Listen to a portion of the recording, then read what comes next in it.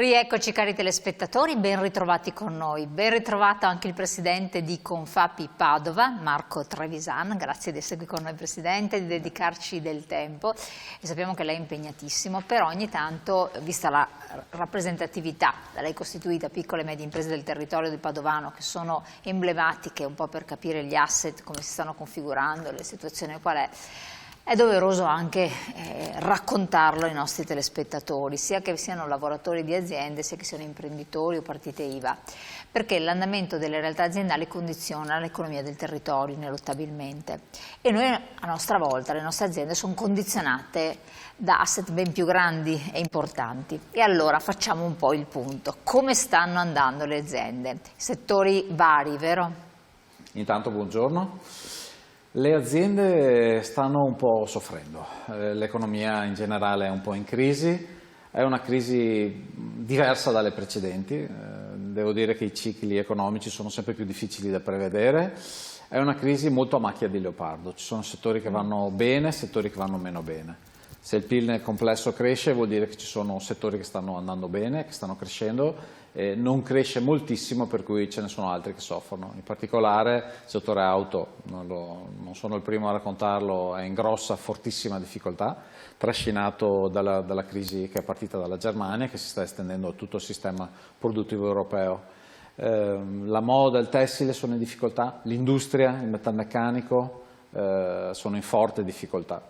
La produzione industriale in Italia è in diminuzione da 24 mesi ormai consecutivi, da gennaio 2023 e quindi purtroppo non c'è molto da essere allegri. Ma questo perché è tutto partito dal settore produzione auto della Germania o ci sono stati altri elementi che hanno influito? Perché sembra quasi impossibile che tutto sia quell'indotto lì. È una concatenazione di eventi complicata. C'è un ciclo economico, c'è stato un crollo nel 2020 con la pandemia, con il Covid, poi l'economia è salita il 21, il 22, nel 23 ha avuto un picco, adesso c'è un assestamento, quindi stiamo tornando a livelli più regolari, più normali, ma la caduta è stata importante. Diciamo che nel 23 tutte le aziende si sono strutturate al massimo della capacità produttiva, dei magazzini, hanno assunto, hanno investito, adesso il mercato si è assestato, ha avuto una brusca frenata e quindi l'assestamento è pesante e grave. Se poi ci uniamo l'inflazione, il costo dell'energia e del gas, il costo delle materie prime, l'incertezza geopolitica, il blocco degli investimenti, le limitate risorse che lo Stato sta mettendo a disposizione delle aziende, tutto questo ha creato una crisi grave che diciamo nel nostro territorio è un po' meno grave, ma a livello industriale e manifatturiero stiamo vivendo un momento particolare, molto difficile, indubbiamente. Ecco, c'è poi l'ultimo della catena alimentare delle aziende, è il consumatore, il cittadino che non se la passa bene. Abbiamo un potere di acquisto bassissimo, terrificante veramente, siamo i poveri d'Europa ormai e quindi non consuma, un cittadino che non consuma, che anche qualora dopo parleremo dei dazi, mercati esteri eccetera, se il mercato estero tira tantissimo vivi di quello, ma se il mercato estero incomincia ad avere dei freni, quello interno non va, è un grosso problema. Perché le aziende, quello che ci chiedono tanti telespettatori, quando le cose andavano bene, c'erano marginalità alte, non hanno attuato anche una ridistribuzione aumentando di loro sponte le retribuzioni di questi benedetti lavoratori? Questa è una domanda banale, banalissima, però che...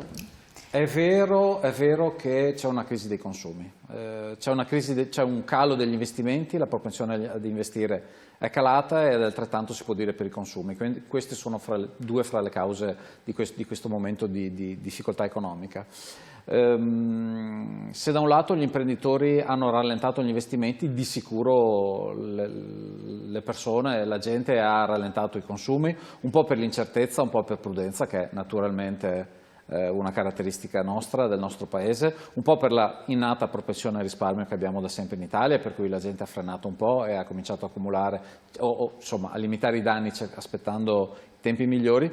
Di sicuro non tutti sono intervenuti sulla retribuzione dei loro collaboratori. Io ho 2 aziende metalmeccaniche, noi abbiamo applicato 2 aumenti. Mi ricordo che lei ce l'aveva già detto in modo... L'avevo già detto, sia nel 24 che nel 23 abbiamo dato un aumento importante, legato commisurato all'inflazione, e devo dire che i nostri lavoratori lo riconoscono e penso che lo apprezzino.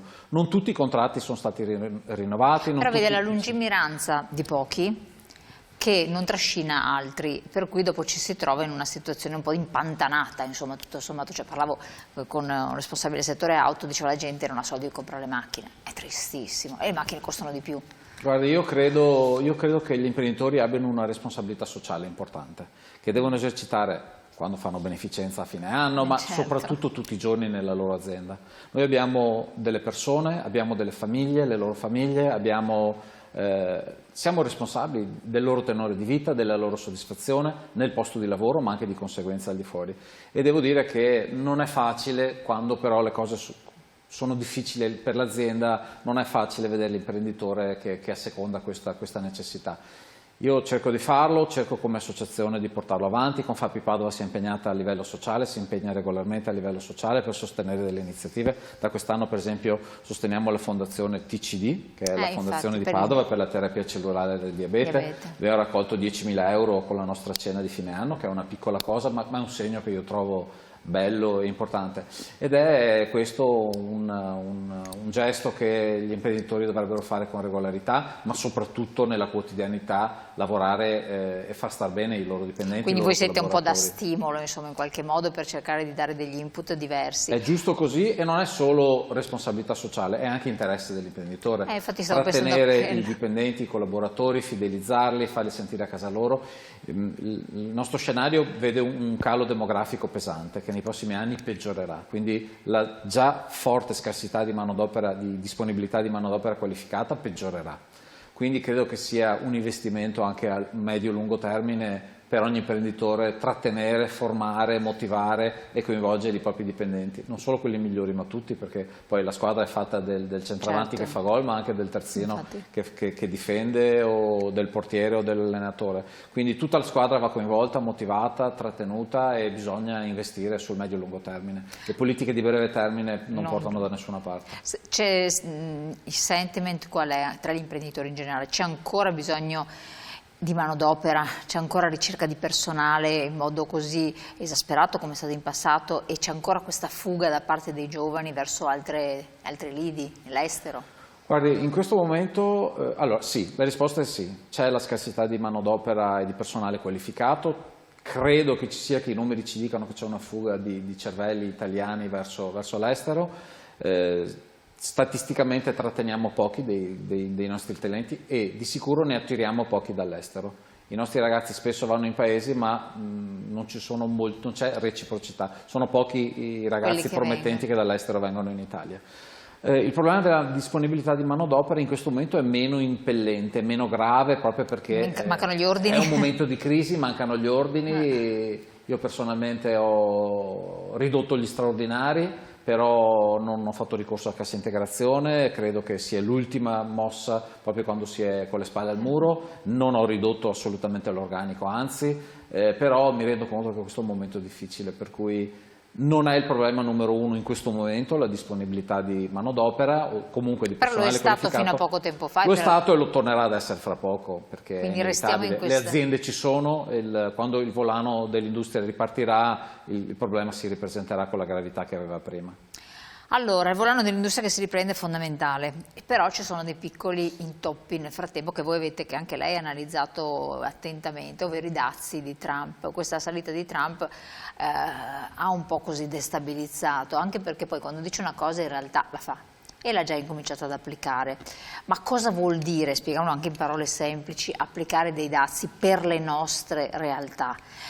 Siamo immuni da questo, cioè il governo Meloni riuscirà a intervenire, in modo particolare la Presidente del Consiglio, in qualche modo con relazioni internazionali a frenarle, oppure potremmo esserne comunque direttamente o indirettamente coinvolti?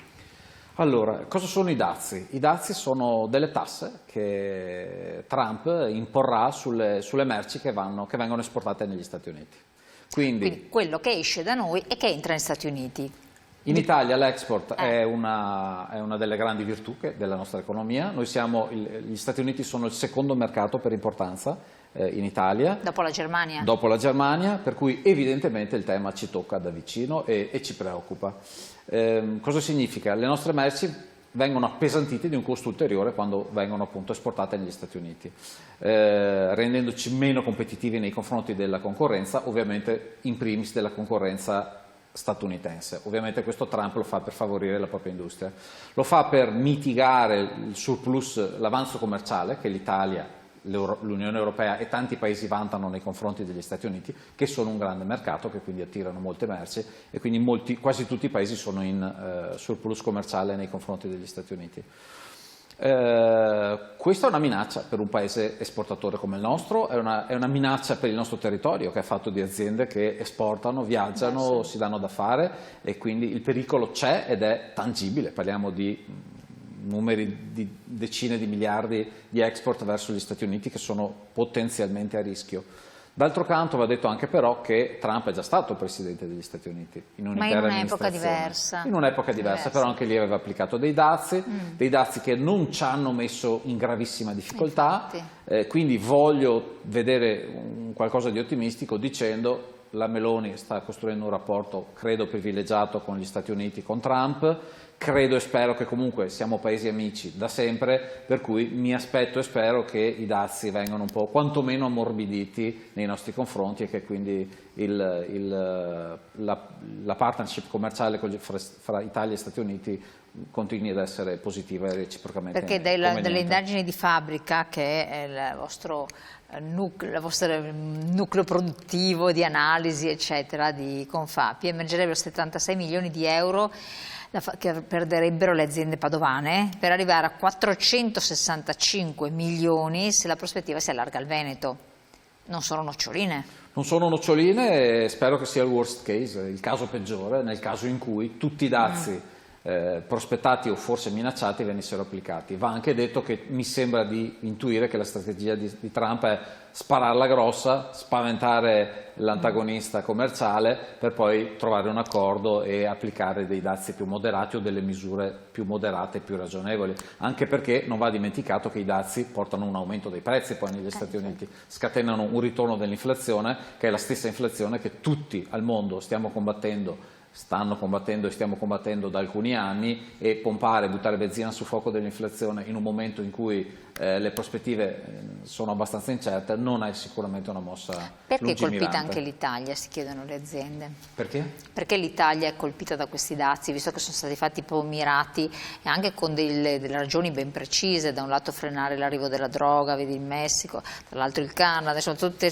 con degli obiettivi, con delle trattative quasi commerciali sottostanti abbastanza palesi, perché poi è un imprenditore, Trump di fatto, no? Perché l'Italia è un grande esportatore, perché l'Italia ha tantissime eccellenze riconosciute a livello mondiale, per cui dalla moda all'alimentare Quindi non per frenare qualche cosa, cioè è proprio legato sostanzialmente a questo. Io credo che sia un fattore davvero tecnico, davvero economico e poco politico. Molto poco politico, infatti, come ripeto, c'è una storia di partnership fra l'Italia e gli Stati Uniti, c'è amicizia, siamo paesi alleati, abbiamo condiviso tante battaglie, quindi non la vedo come mossa politica, la vedo veramente come un intervento di scopo puramente economico. Che forse è peggio a questo punto, perché con la politica in qualche modo si trovano delle soluzioni, in questo caso qua difficile. Presidente, le interrompo un attimo, poi torniamo appunto su questi aspetti, vediamo altri risvolti. Pubblicità qualche secondo, restate con noi.